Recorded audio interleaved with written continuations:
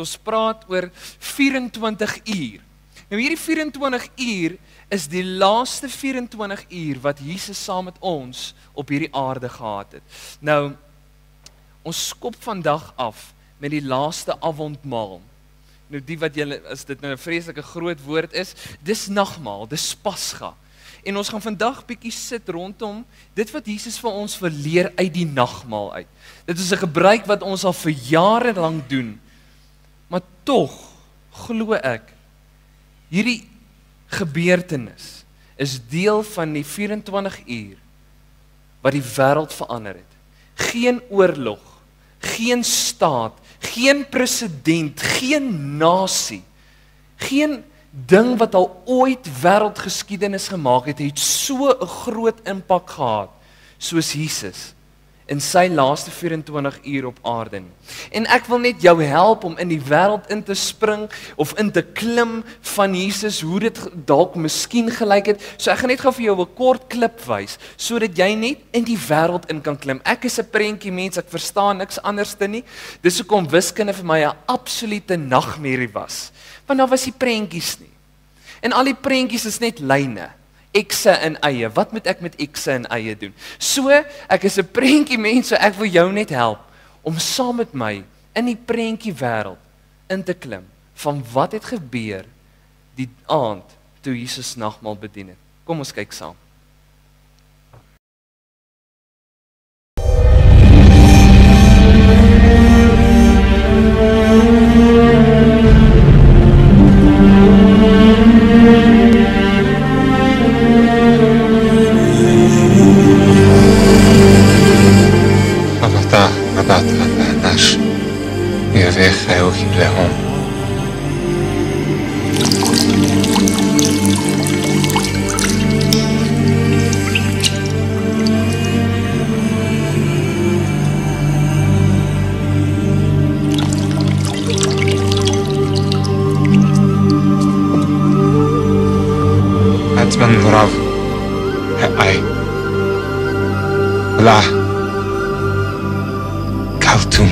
Tiena seltomma. Ila thil komara hem haki ita. Hita hivo denala dena. Kokavel dena a faithlekom. Tun. Hivo lekom.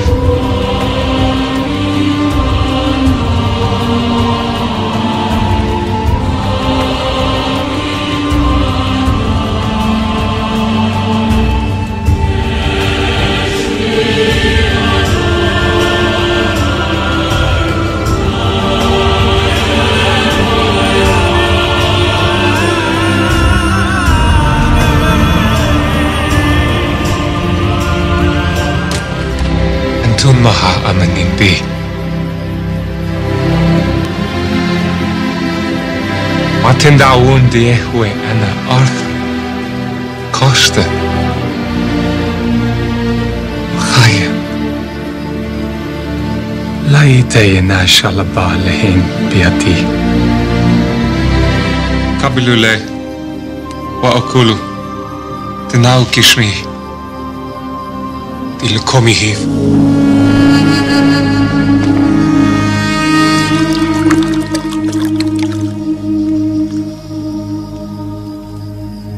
Kapilo, steu, tenademi, te breitha chadatha di hivlekom wathrabim di mashle chatayin. Budu tenale te grani.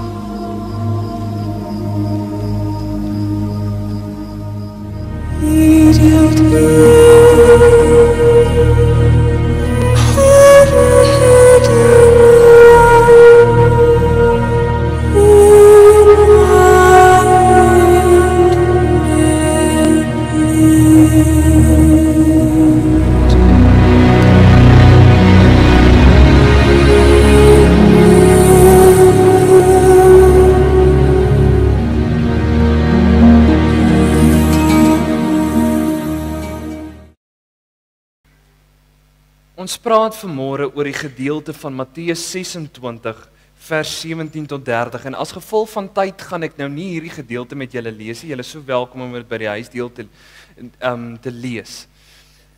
Maar soos enige skilder, iemand wat iets skilder, iets probeer skilder, is daar soveel skilders oor die eeue na hierdie insident, hierdie oomblik in tyd gegaan, en hulle dit probeer skilder. Nou net soos 'n skilder het hulle verskillende uitkyke oor hoe hulle dit wil maak. Party mense sien die nagmaal as 'n vreeslike, dit was 'n happy storie, dit was 'n gelukkige saamkuier, en dan as hulle aan die mense skilder, dan sal jy op hulle gesigsuitdrukking sien dat hulle is bly. Daar's iets opgewonde in hulle gesigsuitdrukking. Party mense, as ons net kan teruggaan na die eerste slide toe, soos Leonardo da Vinci, het hierdie insident, hierdie oomblik in tyd gesien as 'n somber tyd, as 'n tyd van diep, as 'n tyd van hartseer. En dis hoekom hy die gesigte in sy skets, sy tekening, so geteken het soos wat hy gedoen het. 7 jaar lank skilder hy hierdie oomblik aan tyd. En ek wil net vir jou 'n bietjie agtergrond gee rondom wat het gebeur in hierdie oomblik en hoekom het dit gebeur. Tydens die eerste feesseisoen van die Pasga het duisende Hebreërs na Jerusalem gegaan ten einde die Pasga te gedenk en die seremoniële paaslam te slag en te eet. Ons het ook gesien dat Jesus gedurende hierdie selfde fees ondersoek en gekruisig is. Trouwens, ons het gesien dat Jesus op presies dieselfde tyd gekruisig is as wat die paaslam geslag was. Die volk moes tydens hierdie fees ongesuurde brood eet. Brood sonder suurdeeg is nie suur nie. Die suurdeeg in die brood was simbolies van die Jode se ou lewenstyl van slawerny in Egipte. Hierdie fees van die ongesuurde brode was dus 'n herinnering aan die volk se verlossing en wegbreek van slawerny uit Egipte. God het sy volk uit Egipte geroep en weggevoer om 'n autonome en 'n afsonderlike nasie vir hom te word. Hierdie fees moes hulle dus altyd daaraan herinner dat God hulle uit Egipte verlos het en dat hulle lewens daar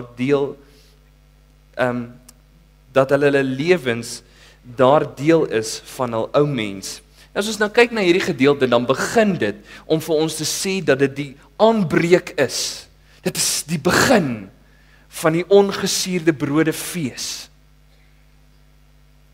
Pasga was die begin, en dan ongesuurde brood, die fees van ongesuurde brode was 'n 8 dae fees, 'n lekker party, wat begin het net na Pasga. En vir 8 dae lank het mense fees gevier en herdenk dit wat gebeur het in Egipte in Exodus. Kom jy agter dat hierdie plan wat Jesus gehad het, wat hy wou kom doen, is nie iets wat hy net eendag uitgedink het nie. Hierdie is 'n plan wat al duisende jare gekom het. Van Exodus af is Jesus en God al besig om te beplan oor dit wat in hierdie 24 uur van Jesus moet gebeur. Nou daar's 4 waarhede wat ek net vanmôre met jou wil deel, wat ek gekry het uit hierdie gedeelte van Matteus. En ons moet ook verstaan dat net soos 'n skilder sy eie uitkyk het op 'n skildery en op kuns, net so het die skrywers, Matteus, Markus, Lukas en Johannes, ook verskillende maniere gehad hoe hulle gekyk het na Jesus, na dit wat gebeur het in sy lewe. En vanmôre gaan ons uit die oë van Matteus kyk oor wat het hy gesien, wat het hy ervaar in hierdie tyd. En die eerste een wat ek met julle wil deel is voldoende voorbereiding. Nou as jy die stuk gaan lees en jy gaan lees in vers 17 en 18, dan lees jy dat dit die begin van hierdie fees is. En daar is so baie voorbereiding wat moes gebeur om hierdie fees te laat geskied, om hierdie fees te laat, in die Engelse woord, happen. Die disippels kom vra vir Jesus en hulle vra vir hom, Jesus, waar moet ons die Pasga maal? Waar moet ons dit gaan voorberei? Waar wil u hê dit moet gaan voorberei. En hoor wat antwoord Jesus. Jesus sê vir hulle, dat gaan na die dorp toe, en daar sal julle 'n man kry. En hierdie man sal vir julle wys waar julle die pasgamaal moet doen. Nou, in 'n ander vertaling staan daar, dat hierdie man sou die disippels uitgeken het as iemand wat water dra. Nou, in daai tyd het mans nie water gedra, tensy dan nie 'n slaaf was nie. Kom julle agter hoe Jesus hierdie al beplan? Lang voordat die disippels daar aangekom het, het hy al die man daar gekry, het hy al gesorg dat die man 'n waterbak dra, sodat die disippels hom kan uitken. En nou moet hulle hierdie Pasga maaltyd moet hulle gaan voorberei. Nou vir jou, om hierdie maaltyd voor te kan berei, is daar goed wat jy nodig het. Jy het ongesuurde brood, speserye en 'n paaslam nodig. En dan, saam met hierdie baie voorbereiding, die kamer waarin jy hierdie maaltyd moes hou, moes geontruim word van gis. Nou as jy nie weet wat gis is nie, ek moes ook gaan Google het die week, of in die week, wat is gis, wat ek net mooi verduidelik het, en vir julle jokkie van vooraf. Gis is die goed wat 'n brood laat rys. Moenie vir my vrou lyk gis nie, ek weet nie. Ek is een van daai mense, ek bak niks as dit nie in een van daai pakkies kom wat sê, sit net 2 eiers, bietjie melk en olie by nie. Ek kan nie die ander goed doen nie, ek weet nie hoe om dit te doen nie. Maar gis is dit wat jy nodig het. En hierdie mense, om hierdie maaltyd voor te berei, moes hulle die lokaal waarin hulle die ete sou hou, ontruim van gis. Daar mag nie 'n krummeltjie brood wees nie. As jy bietjie in die navorsing ingaan, sal jy sien dat mense, in ons taal sal hulle met tandeborsels al die gleefies gaan skoonmaak het, want daar mag nie 'n vorm van 'n krummel wees, as jy hierdie voorberei het. En gis was gesien as die slegte invloed wat Egipte gehad het op Israel.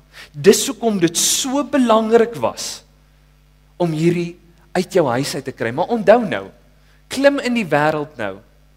Die disippels het nie geweet wat kom nie. Hulle het 'n idee gehad, daar was profeseë, maar Jesus het nog nie vir hulle verduidelik wat nagmaal is en hoe hy dit gaan verander nie. So, dis hoekom hulle hierdie rituele doen. Nou my vraag aan jou en my vanmôre is, watse voorbereiding doen ek en jy vir nagmaal? Nou ek hoor jou al, as julle kom praat, sou julle op my geskree het en vir my gevra het, Pastor, watse voorbereiding moet ons tog nou doen vir nagmaal? Ons kom net kerk toe en dan is daar iemand wat vir ons brood gee, of soos vanmôre matsos gee, en so klein glasie sies tog, bietjie druiwesap. Watse voorbereiding is daar tog, wat ek en jy moet doen vir nagmaal? Weet julle wat die woord gaan? En hy sê in 1 Korintiërs 11 vers 26, en hoor wat sê hy? Want elke keer as julle hierdie brood eet, en uit hierdie beker drink, verkondig julle die Here se dood, totdat hy terugkom. Vers 27 sê, en as enige iemand dan op 'n onwaardige manier van die brood eet, of uit die beker drink van die Here, sal daardie persoon skuldig wees aan sonde teen die liggaam en die bloed van die Here. Dit is waarom julle julleself moet ondersoek, voordat julle die brood eet en uit die beker drink. Want, as julle van die brood eet en uit die beker drink, eet en drink julle 'n oordeel oor julleself, as julle nie die nodige respek teenoor Christus se liggaam betoon nie. Dit is waarom daar baie swakkes en siekes onder julle is, en heelwat onder julle reeds oorlede is. As ons onsself egter vooraf ondersoek, sal ons nie onder God se oordeel kom nie. Kind van die Here, vir my en jou, om hierdie gebruik te doen, is daar nodig dat daar voorbereiding is in my en jou lewe. Nou watse voorbereiding moet ons doen? Die eerste een is, ondersoek jouself. Ondersoek jou lewe. Waar staan jy? Hoe lyk jou verhouding met die Here? Vir ons elkeen is dit anderste, en dis reg dat dit anderste is, maar waar staan jy met hom? As ek vanmôre vir jou kon vra, kind van die Here, verduidelik vir my, hoe lyk jou verhouding met die Here? Wat sou jy vir my gesê het? Die tweede ene is, ons moet ons sondes bely. Jy sien, as mens na die media kyk en mens kyk bietjie, lees bietjie boeke, dan staan baie mense wat met hierdie genade ding so weghardloop, dat mense op die einde dink, dat dit is nie nodig vir my om vir die Here te sê, ekskuus vir my sonde nie. Wanneer laas het jy jou sonde bely? Wanneer laas het jy voor die Here gestaan, Here, ekskuus vir hierdie en hierdie en hierdie en hierdie wat ek gedoen het? Vir jou om waarlik nagmaal te gebruik, bely jou sondes. Dan die derde ene is, as ons verskille met mense het, wat 'n invloed kan hê oor ons verhouding met die Here, maak dit reg. As jy iemand in jou lewe het, wat 'n verskil, wat iets in jou hart ontwikkel het, wat jou verhoed om in vrede en liefde nagmaal te gebruik, sorg dit eers uit, voordat jy nagmaal gebruik. Dis nie ek wat dit sê, dis die woord wat dit sê. Het jy dalk so iemand in jou lewe? Is daar dalk iemand so iemand in jou hart, so iemand wat jy teëgekom het in hierdie week, wat vir jou verhoed om in ware liefde en vrede deel te raak van die nagmaal? Iemand het dit eendag so geskryf en hy sê, ons mag nie die nagmaal ligtelik gebruik nie. Jesus het die nuwe verbond immers met sy eie bloed beseël. Dit is nie 'n leer ritueel nie, maar 'n sakrament wat deur Christus aan ons gegee is om ons geloof te versterk. Dis belangrik dat ek en jy voorbereiding doen. Die tweede ene is selfondersoek. Nou as jy nou vanaf vers 20 tot 25 lees, dan sien jy, terwyl die Paasete aan die gang is, interrupt Jesus die hele storie en hy sê, iemand hier gaan my verraai. Kan jy vir 'n oomblik net dink, hoe moes dit vir die disippels voel, wat saam met Jesus geloop het dag en nag? Hoe moes dit vir hulle gevoel het, toe Jesus hierdie wonderlike oomblik, hierdie spesiale oomblik onderbreek en sê, iemand hier gaan my verraai? Wat moes deur hulle gedagtes gegaan? En weet jy, daai sin, daai stelling wat Jesus gemaak het, het so gemaak, dat die disippels hulle verhouding met Jesus begin betwyfel het. Hulle sit daar en wonder, Here, het ek regtig U lief? Gaan lees die stuk, dan gaan jy sien, hulle het vir Jesus vrae gevra, Here, dis tog nie ek nie, dis tog nie ek nie, dit kan nie ek wees nie. Selfondersoek.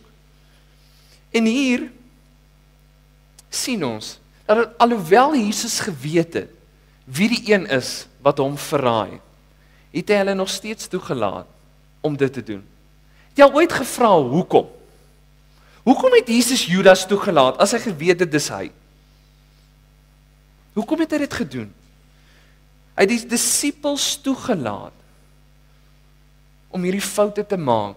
Hy het hom toegelaat om hierdie fout te maak, om te hoop dat hy sal besef hoe waarlik nodig hy die Here het.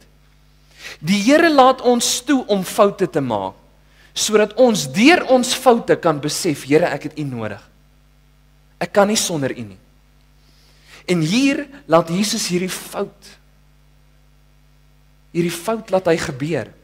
En op 3 verskillende maniere sê hy vir Judas, probeer hy in sy kop inkom en vir hom te sê, Judas, jy maak 'n fout. Judas, jy gaan 'n fout maak. Op 3 verskillende maniere. Die eerste ene is, Jesus maak hom deel van die Paasete. Nou as jy die Paasete bietjie in die geskiedenis ingaan, in Eksodus sê hulle vir jou, dat as jy die Paasete, as jy wil deel raak daarvan, is dit 'n familieding. Dis 'n familieding. Hoe spesiaal is dit, nê? En hier het Jesus die disippels deel gemaak van hierdie Pasga maaltyd, want hy het hulle gesien as familie, selfs vir Judas. Selfs die een wat hy gaan verraai, maak hy deel van hierdie Pasga maaltyd, om bietjie deur te dring na hom toe en sê, Judas, jy maak 'n fout. Die tweede ene is, Jesus waarsku vir Judas oor die gevolge. Gaan lees daai stuk. Dan sê hy in hy gedeelte, wat gaan die gevolge wees van die persoon wat hom verraai? En selfs toe het Judas nie geluister. Die derde ene, hierdie was nogal so my interessant, hoe ek dit raak lees. Gaan kyk hoe spreek Judas vir Jesus aan. Hy sê nie, Jesus, was dit ek? Sal dit ek wees nie? Hy gebruik die woord Messias. Rabbi. Hy gebruik die woord rabbi. Wat beteken rabbi? Leermeester. Wat sê dit vir jou van Judas? Judas sien nie vir Jesus as die ware God nie. Dis hoekom hy hom nie aanspreek tot dit nie. En toe Judas vir Jesus vra, Rabbi, is dit ek? Weet julle wat doen Jesus toe? Hy antwoord hom. Hy antwoord hom op sy vraag en sê, dis jy.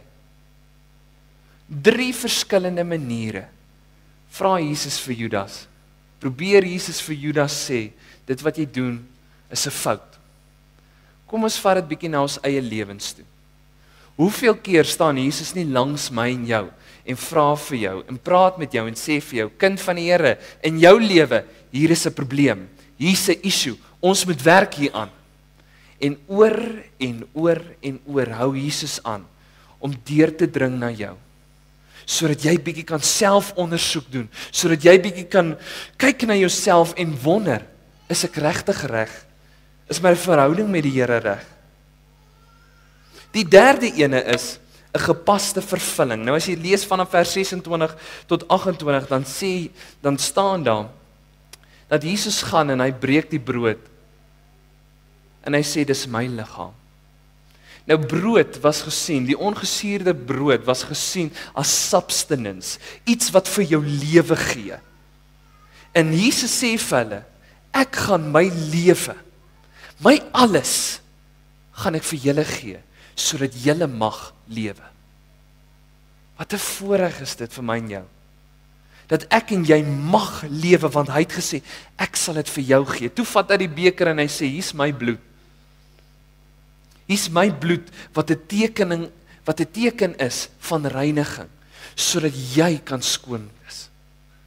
Sodat jy skoon gewas, nuut gewas, sonder vlek voor die Here kan staan. Hy gee dit vir ons. En hierdie idee, hierdie fees wat hulle het oor Pasga en die ongesuurde brood, in een oomblik verander Jesus alles. En hy vervul al daai rituele en goedjies wat rondom hierdie fees, vervul hy in een oomblik en hy sê, ek is die vervulling. Ek is die rede hoekom hierdie nooit weer hoef aan te gaan. Ek is die nuwe Pasga. Ek is die nuwe nagmaal. Ek gee my liggaam, my bloed vir jou. Die vierde ene is 'n goeie verwagting. Gaan lees die laaste 2 verse, vers 29 en 30, en Jesus sê vir sy disippels, hierdie gaan my laaste keer wees wat ek saam met julle nagmaal vier. Maar daar kom weer 'n tyd. Daar kom weer 'n tyd waar ons gaan saam nagmaal hê in die nuwe woning, in die nuwe koninkryk. Wat vir die disippels toe 'n teken is dat, hoor hierso, Jesus gaan nou doodgaan, maar iewers te kom hy terug. Iewers te kom hy terug. En ek wil vir jou 'n storie vertel. As ons net weer die avondmaal kan wys. 'n muur. As 'n kerk in die Tweede Wêreldoorlog in Milaan in Italië. Wat tydens die Tweede Wêreldoorlog 'n verskriklike was gebombardeer. En hierdie kerk, al sy mure het platgeval, behalwe die een.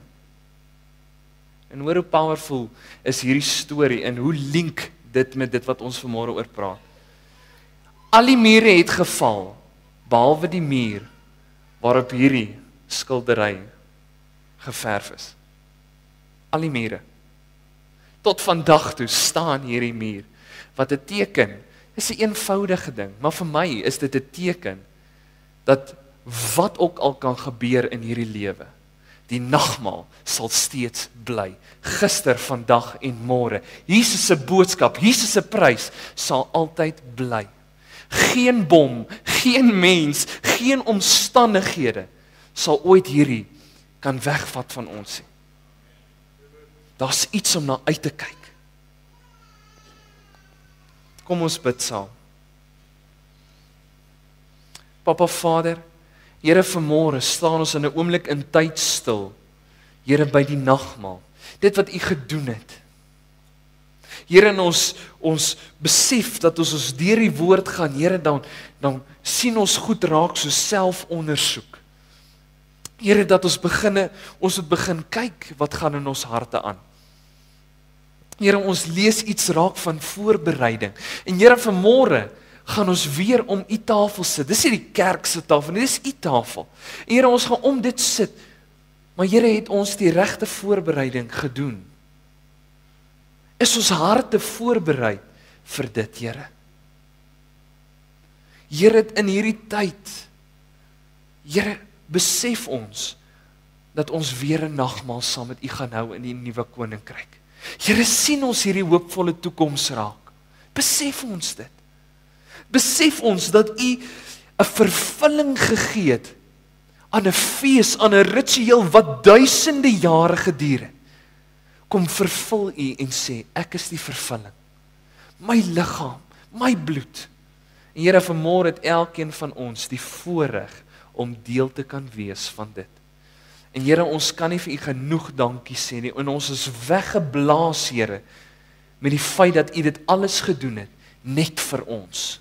Ten spyte van ons dade, ten spyte van ons geskiedenis, ten spyte van wat ons nog gaan doen, Here, het U besluit, dit is wat ek vir jou gaan doen, vir julle gaan doen, vir my mense gaan doen. En Here, ek bid vanmôre, dat iets van nagmaal, dat iets van Pasga in ons harte sal wakker raak. Here, sodat wanneer ons nou om die tafel gaan sit, Here, dat ons opnuut bewus sal raak van dit wat U van ons gedoen het. In Jesus se wonderlike naam. Amen. Net voordat ons die nagmaal bedien, wil ek net graag, as ons weer, ek gaan vir Ruben kwaad maak, maar ek gaan vra dat hulle net weer daai foto wys. Ek wil net gou vir hierdie interessante ding verduidelik. Leonardo da Vinci, toe hy gesê het hy gaan begin om hierdie ding te skilder, het vir die mense gesê, hierdie skildery of hierdie ding wat hy gaan teken, gaan hom 7 jaar vat. 7 jaar vat hy om hierdie te doen. Toe dit kom by Jesus, het hy maande lank gesoek om daai figuur te kry van Jesus. 6 maande lank werk hy om Jesus se gesig perfek te kry, sodat wanneer mense Jesus sien, sal hulle iets van hom raak sien. 6 maande lank. Dit gebeur alles nou in die eerste jaar, né? Het hy 6 maande lank gebruik. 6 jaar later kom hy en hy besef hy moet vir Judas teken. Dat is vir hom 'n probleem, want hy het 'n spesifieke mens gesoek, hy het 'n spesifieke gesig, 'n uitdrukking, ietsie van sy lyf, hy het 'n spesifieke mens gesoek, vir maande lank soek hy. En eendag kom een van die mense na hom toe en sê, in die tronk, daar's 'n man. Hy's daar omdat hy 'n moordenaar is en hy het gesteel en wat. Dis die ou wat jy nodig het. En Leonardo da Vinci gaan en hy kry die persoon. Vir maande lank werk hy aan hierdie ou. En hy is besig om vir Judas te skilder. Toe hy sy laaste stukkie verf opsit, toe sê hy vir die wag wat daar gestaan het, ek is klaar, jy kan maar hom vat in. Hy kan nou maar tronk toe gaan. En die ou wat geverf word, terwyl hy uitstap, breek hy los van die wag en hy hardloop na Da Vinci toe en hy vra vir hom, ken jy my nie? Weet jy nie wie ek is nie? Leonardo da Vinci staan daar, hy's van, hoorie so, ek spandeer maande op mense se gesigte. Ek sou jou uitgeken het, maar ek ken jou van geen kant af nie. Judas, die man, staan daar voor hom en hy sê, ek is dieselfde persoon wat jy gebruik het om Jesus te verf 6 jaar terug. Wys jou hoe belangrik dit is. Belangrik dit is vir my en jou om nie hierdie ligtelik op te vat nie. Dat as die Here in jou hart gewerk het, jou tot stilstand geruk het en jou lewe omgekeer het, bly by hom. Moenie soos die figuur in daardie portret Jesus verloor nie. Moet hom nie verloor nie. Mag hy deel wees van jou. En ek gaan nou vra dat die broers wat my help om nagmaal te bedien na vore toe kom en net hier agter die tafel sal staan. En vanmôre het ons besluit om nagmaal anders te bedien. Want ek wil ietsie van hierdie gebeurtenis in tyd, wil ek by jou los vandag. Die disippels kom en hulle sit aan 'n tafel. Jesus weet wat oor 24 uur gaan gebeur. Jesus weet presies wat moet gebeur en die disippels staan daar en wonder, is dit die waarheid? Gaan dit werklik gebeur? En Jesus gaan en hy vat die brood en hy breek dit en hy sê, dit is my liggaam wat ek breek vir jou. Hierdie brood wat 'n simboliek is van lewe. 'n Simboliek is van iets wat jou kan laat lewe.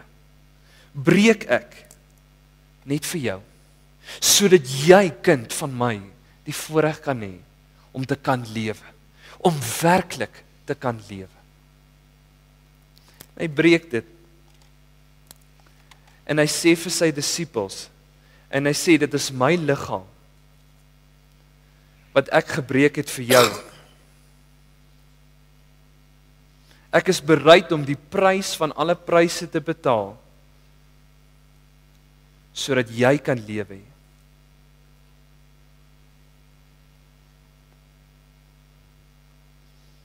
Broers, kom ons gebruik nagmaal saam.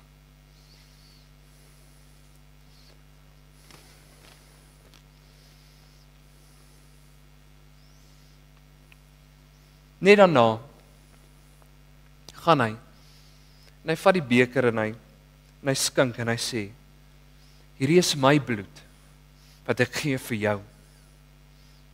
Ek is bereid sodat my bloed sal loop, sal uitgestort word, sodat jy kan vrystaan. Vrystaan vir alles wat jy gedoen het, wat jy nou gedoen het en wat jy gaan doen. Ek doen dit vir jou. Hierdie is my bloed.